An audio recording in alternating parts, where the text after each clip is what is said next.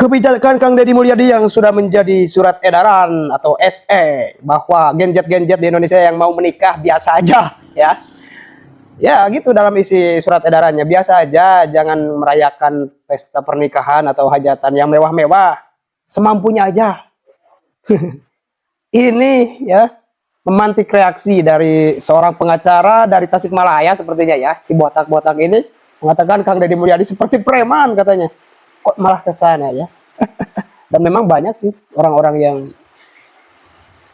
bergelut di jasa prawedding, kemudian pokoknya perawatan pernikahan yang mewah-mewah itu pastinya terganggu dengan kebijakan KDM. Tetapi perlu diingat, ini bagi yang mampu silahkan. Itu yang dimaksud KDM. Yang nggak mampu ya nggak apa-apa, nggak mewah-mewah juga. Kalau perlu di KUA aja.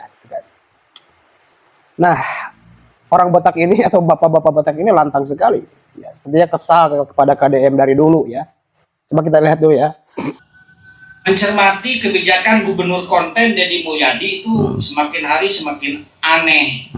Dia mengeluarkan SE atau kebijakan melarang orang menikah dengan megah. Tapi dia sendiri merayakan ulang tahun dengan megah, mengundang artis ibu kota. Dan dulu anaknya waktu merayakan perkawinan di Garut begitu megah sampai menimbulkan korban jiwa meninggal. Saya ingatkan Polda Jabar supaya mengusut perkara itu karena gubernur juga punya hak yang sama di mata hukum, derajat yang sama di depan hukum, tidak istimewa. Jadi saya harap Polda Jabar membuka lagi kasus tersebut karena semua sama di depan hukum. Kebijakan dia melarang orang berpesta tapi dia sendiri melakukan pesta pora, kan aneh, lucu, otaknya di mana? Nah, jadi gitunya. Aduh, dia katakan itu kebijakan gubernur itu aneh semua. Justru yang aneh itu DPR, yang aneh itu pengacara seperti Anda orang botak, ya.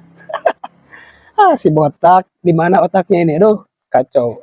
90% masyarakat justru mendukung hampir semua kebijakan Kang Deddy Mulyadi ya.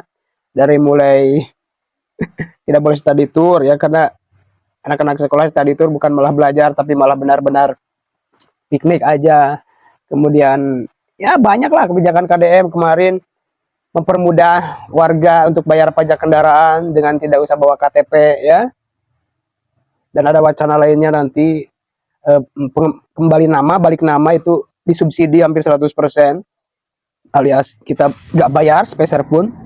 Mudah-mudahan terjadi dan kebijakan bayar pajak tanpa KTP asli mulai diikuti oleh Kapolri ya, senasional 2026. Dan kali ini ada kebijakan lagi yang menghebohkan tentunya, yaitu bagi para Gen Z, ulah maksakeun, jangan maksakeun ya.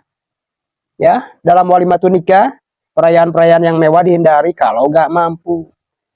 Emang benar yang dikatakan oleh si botak ini, tapi kok kenapa? Itu pertanyaannya benar ya. Kenapa KDM mengeluarkan surat edaran jangan hajatan mewah-mewah dan sebagainya, sementara Kang Deddy sendiri ya hajatannya mewah kemarin sampai menimbulkan korban jiwa malah ya, karena Kang Deddy Mulyadi itu ya mampu hajatan mewah ya. Kalau kita yang maksain pinjam sana pinjam sini, jual sawah kadang, gadain mobil kalau punya itu pun, jual motor kalau punya itu pun ya, pinjam Bang Emo, pinjam ke rentenir bunganya besar, beres nikah kan boro-boro bikin rumah, yang ada juga nyicil utang hajatan 1 tahun, 2 tahun, 3 tahun, 4 tahun gitu kan. Saya setuju dengan kebijakan Kang Deddy Mulyadi yang sudah menjadi surat edaran. Saya merasakan sendiri dulu, awalnya saya mau nikahan mewah, yang mewah itu antara 70 juta ke atas, karena yang biasa aja nggak pakai dangdutan ini itu 50-40 lah harus ada uang ya kan. Tapi karena mungkin budaya itu dianggap oleh orang-orang awam itu adalah suatu keharusan ya, tegalib jeung batur era gitu ta mencek bahasa Sunda mah. Kalau bahasa Sundanya gitu, nggak seperti orang lain itu malu gitu kan kalau pakai bahasa Indonesia gitu ya. Nah, mumpung Kang Deddy Mulyadi sebagai gubernur Jawa Barat ya mengeluarkan kebijakan itu, kita yang kurang mampu jadi ada alasan ya. Jadi Kang Deddy Mulyadi untuk memperkuat kita para Genji yang mau nikah yang nggak mampu, supaya nikahan hajatannya biasa aja, kalau perlu syukuran aja lah, tinggal kita toel sana sini, yang hadir silakan ditoel Pak RT, Pak RW, Pak Kades, saudara-saudara ya, saudara-saudara sekalian, kapal udara di talian. Ya justru ini memperkuat ya. Jadi jangan malu sekarang karena budaya ini, budaya itu. Ya kalau budayanya kurang bagus, ngapain kita ikuti? Ya, itu budaya bagi yang mampu. Kalau gak mampu ya dikawal aja. Janganlah kita terlalu berharap omongan-omongan positif dari orang lain. Padahal orang lain juga gak ngurusi kita setelah hajatan. Ya, ya ikut bantu juga. Mending itu uang pakai DP aja kalau punya. Jadi Anda punya uang 50 juta. Ya dikawal aja. Ya. Atau tergantung niat Anda, kalau mau dikawal aja silahkan. Kalau mau hajatan biasa aja silahkan. Dan yang paling penting adalah berjalannya rumah tangga setelah akad nikah, setelah walimatun nikah, setelah hajatan nikah ya.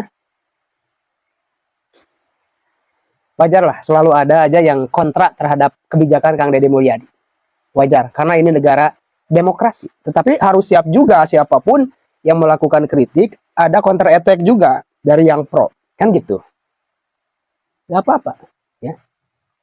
Tapi di sini saya sama-sama Jawa Barat, pernah kuliah juga di Tasik ya. Dia juga mungkin pengacara kayaknya, orang Tasik itu sama. Meskipun kita sama-sama Sunda, tentunya saya memiliki pola pikir yang berbeda. Mungkin dia di kalangan orang-orang yang sukses, mungkin di kalangan orang-orang yang mampu lah.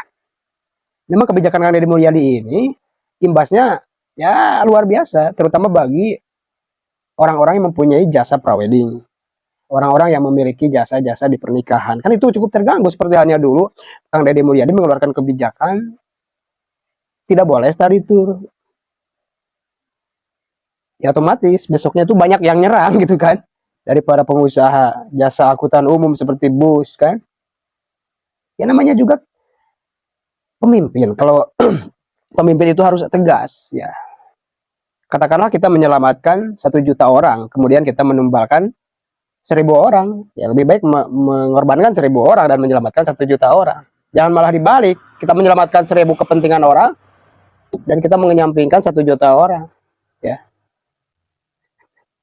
Sekali lagi ini kesempatan bagi Anda para Genji yang kurang mampu, mumpung ada dalil sekarang diperkuat oleh SE, surat edaran gubernur. Ya cek gubernur G, jangan mewah-mewah hajat ya. Nah, jadi udahlah, kebiasaan-kebiasaan yang kita gak mampu jangan diikuti, udah cek gubernur G kita, cek gubernur ya mata. Jadi begitu ya nanti ya. Bagaimana menurut kalian terkait kritik tajam, bahkan kesannya nyinyir dari mungkin dia itu seorang pengacara dari Tasikmalaya? Silahkan baku hantam di kolom komentar. Terima kasih sudah menonton. Jangan lupa like, subscribe, dan tekan tombol lonceng. Bye bye.